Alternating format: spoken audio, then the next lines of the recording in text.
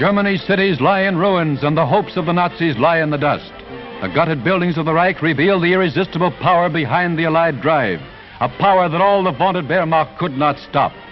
Bismarck's statue frowns upon the shattered wreckage of a Krupp munitions plant, one of the many furnishing tools of war for the Blitzkrieg, Hitler's fast-paced warfare that was stopped cold and flung back in his face, as were these tanks which never left the assembly line.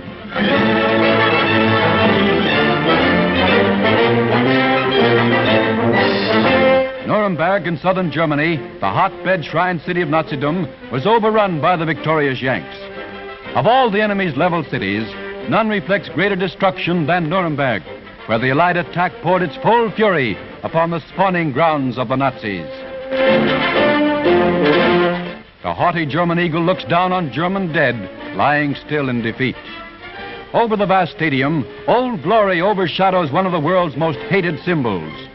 Here, where once thousands of swastikas flew above the goose-stepping troops, parading for the strutting Fuhrer, and where he ranted to the assembled thousands, the troops Hitler once laughed at take over.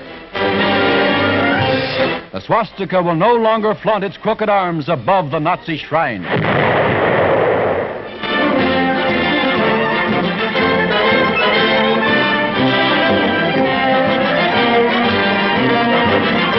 With the situation well in hand, the Yanks stage a review. Newsreel and Signal Corps cameramen made this record of the last days of Hitler's Germany. The cleansing fires of war have purged Germany of Nazi power. Let's be sure it never again rises from her ashes.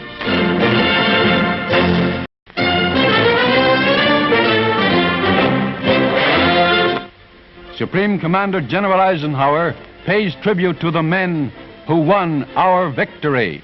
The United Nations will gratefully remember Tedder, Montgomery, Spaatz, Bradley, DeLotte, Creer, and many others. But all these agree with me in the selection of the truly heroic figure of this war. He is G.I. Joe and his counterpart in the air, the Navy, and the Merchant Marine of every one of the United Nations.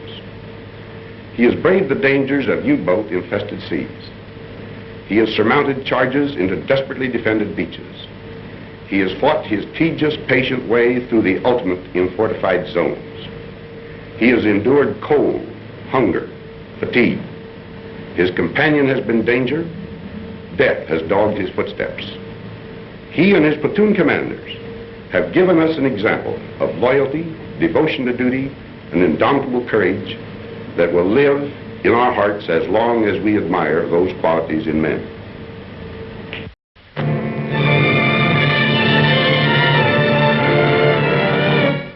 A Jap suicide plane tore this gaping hole in the side of an American hospital ship. After machine gunning the plainly marked and lighted vessel, the pilot dove this plane into the Mercy ship 60 miles off Okinawa. 29 died in the blast. The 31 wounded are removed at an advanced island base. Nurses were among the victims when the plane plunged into the surgical section of the ship. At the time of the savage attack, the Comfort was loaded with battle casualties from the Okinawa action.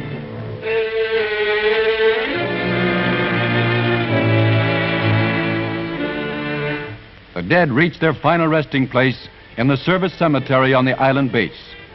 Many were men previously wounded on Okinawa, to whom the extra shock was fatal. They are mourned by the nurses who strove so gallantly to save them. Yes, VE Day has come and gone, but we still face a Pacific foe capable of slaughtering wounded Americans. Buying that extra bond seems a small thing to do.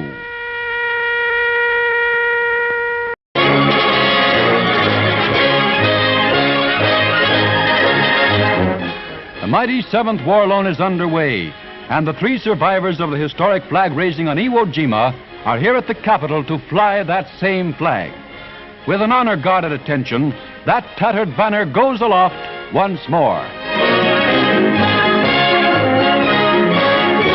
This flag and the unforgettable picture of the men who raised it on Mount Suribachi are to be the symbols of this new war loan drive. What better reminder could we have to buy more bonds? Secretary of the Treasury Morgenthau tells us the reasons we should and must.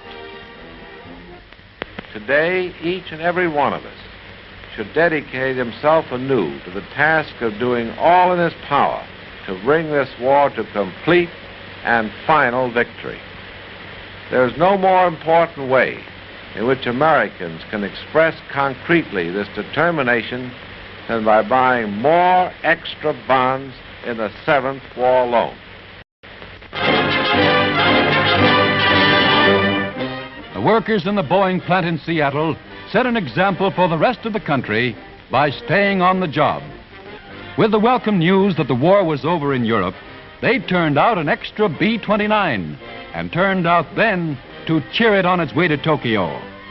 Remember, as these people did, the hard road to complete victory ahead. We have cause for celebration, certainly, but let us not forget, as our Capitol dome is lighted for the first time since Pearl Harbor, that we still have a great war on our hands. New York's Times Square is out in party clothes again, with the multicolored lights blazing in all their glory to shine down on a crowd that deserves to celebrate before they roll up their sleeves and get back on the job. With the lifting of the brownout, it's again the Great White Way.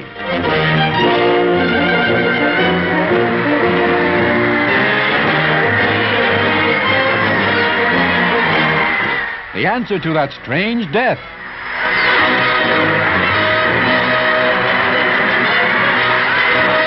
The grand old lady of them all has her day too, as the torch that has been a symbol of liberty and the statue itself is once more lighted to remind our enemies that freedom and democracy will never perish. Look, America, and work until Japan goes down in defeat.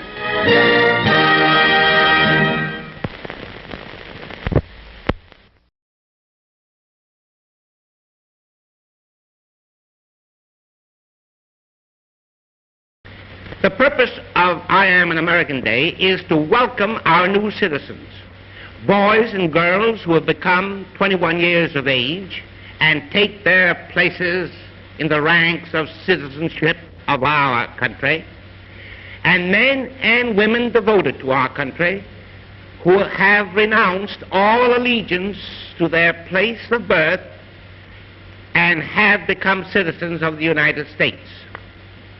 Our celebration in New York City, as usual, will take place in Central Park, Sunday, May the 20th, at 2:30 p.m. Thousands and thousands of our new citizens have been invited, and they will all be there. And I invite you and all the people of the city of New York to take part in this great celebration, Central Park, May 20th, a Sunday, at 2:30 p.m. We will have a splendid program for you. I'll see you in Central Park.